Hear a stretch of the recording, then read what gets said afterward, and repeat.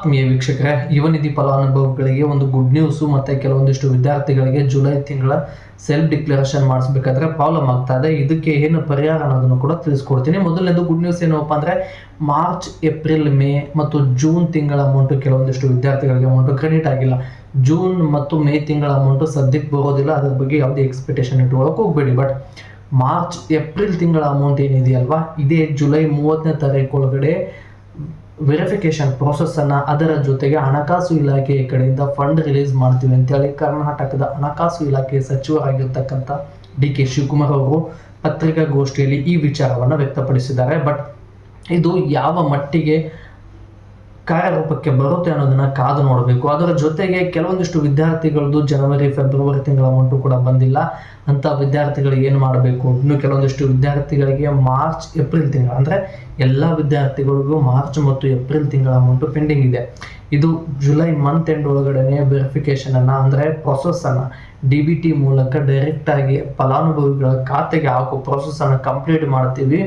Next month first week ಒಳಗಡೆ ಎಲ್ಲ ವಿದ್ಯಾರ್ಥಿಗಳಿಗೆ ಅಮೌಂಟು ಕ್ರೆಡಿಟ್ ಆಗುತ್ತೆ ಅಂತೇಳಿ ಅಪ್ಡೇಟನ್ನು ಕೊಟ್ಟಿದ್ದಾರೆ. ಇನ್ನು ಕೆಲವೊಂದಿಷ್ಟು ವಿದ್ಯಾರ್ಥಿಗಳು ಜುಲೈ ತಿಂಗಳು ಸೆಲ್ಫ್ ಡಿಕ್ಲರೇಷನ್ ಮಾಡಿಸ್ಬೇಕಾದ್ರೆ ಕೆಲವೊಂದಿಷ್ಟು ಸಮಸ್ಯೆಗಳನ್ನ ಎದುರಿಸ್ತಾ ಇದ್ದಾರೆ. ಏನು ಅಂದರೆ ಆಧಾರ್ ಡೀಟೇಲ್ಸ್ ಫ್ಲಕ್ಚ್ ಆಗದೆ ಇರುವಂಥದ್ದು, ಹೈಯರ್ ಸ್ಟಡೀಸ್ ಅಂತ ತೋರಿಸ್ತಾ ಇರುವಂಥದ್ದು, ಆಧಾರ್ ಕಾರ್ಡ್ ನಂಬರ್ ಹಾಕಿದರೆ OTP ಬರದೇ ಇರುವಂಥ ಕೆಲವೊಂದಿಷ್ಟು ಸಮಸ್ಯೆಗಳಿದ್ವು. ಇದಕ್ಕೆ ಒಂದು ಸಣ್ಣ ಪರಿಹಾರವನ್ನು ತಗೊಂಡ್ಬಂದಿದ್ದೀನಿ. ಏನು ಅಂದರೆ, ನೀವು ಸೆಲ್ಫ್ ಡಿಕ್ಲರೇಷನ್ ಮಾಡಿಸ್ಬೇಕಾದ್ರೆ ನಿಮ್ಮದೇ ಮೊಬೈಲ್ ನಂಬರು, ನಿಮ್ಮದೇ OTPಯನ್ನು ಹಾಕಿ ಎಂಟರ್ ಮಾಡಿರ್ತೀರ. ಬಟ್ ಬೇರೆಯವರ ಮೊಬೈಲ್ ನಂಬರ್, ನಿಮ್ಮ ಸ್ನೇಹಿತರ ಮೊಬೈಲ್ ನಂಬರ್ OTP ಹಾಕಿ ಎಂಟರ್ ಮಾಡಿ ಅದ್ರ ಒಳಗಡೆ ಸೆಲ್ಫ್ ಡಿಕ್ಲರೇಷನ್ ಆಪ್ಷನನ್ನು ಸೆಲೆಕ್ಟ್ ಮಾಡ್ಕೊಳ್ಳಿ. ಮಾಸಿಕ ಸೆಲ್ಫ್ ಡಿಕ್ಲರೇಷನ್ ಆಪ್ಷನ್ ಸೆಲೆಕ್ಟ್ ಮಾಡ್ಕೊತೀರಲ್ವ, ಈ ಸೆಲೆಕ್ಟ್ ಮಾಡ್ಕೊಂಡಿರೋ ನಂತರ ನೀವು ಸೆಲ್ಫ್ ಡಿಕ್ಲರೇಷನ್ ಯಾವ ರೀತಿ ಮಾಡಿಸ್ಬೇಕು ಅನ್ನೋದು ಎಲ್ಲ ಪ್ರೊಸೆಸ್ ನಿಮಗೆ ಗೊತ್ತಿದೆ. ಅಲ್ಲಿ ಟಿಕ್ ಮಾರ್ಕನ್ನು ಕ್ಲಿಕ್ ಮಾಡುತ್ತೀರಾ, ಆಧಾರ್ ಕಾರ್ಡ್ ನಂಬರ್ ಎಂಟರ್ ಮಾಡ್ತೀರಾ, ಗೆಟ್ OTP ಮೇಲೆ ಕ್ಲಿಕ್ ಮಾಡ್ತೀರಾ. ಅಲ್ಲಿ ಬೇರೆಯವರ ಲಾಗಿನ್ ಐಡಿಯಲ್ಲಿ ನಿಮ್ಮ ಆಧಾರ್ ಕಾರ್ಡ್ ನಂಬರನ್ನು ಹಾಕಿ ಸೆಲ್ಫ್ ಡಿಕ್ಲರೇಷನ್ ಮಾಡಿಸಿ. It's may be complete self declaration ಆಗುತ್ತೆ. ಇನ್ನೂ 2-3 ಡೇಸ್ ಮಾತ್ರ ಇದೆ. ಇಷ್ಟರೊಳಗಡೆ ಹೋಗಿ ಸೆಲ್ಫ್ ಡಿಕ್ಲರೇಷನ್ನ ಮಾಡಿಸಿ.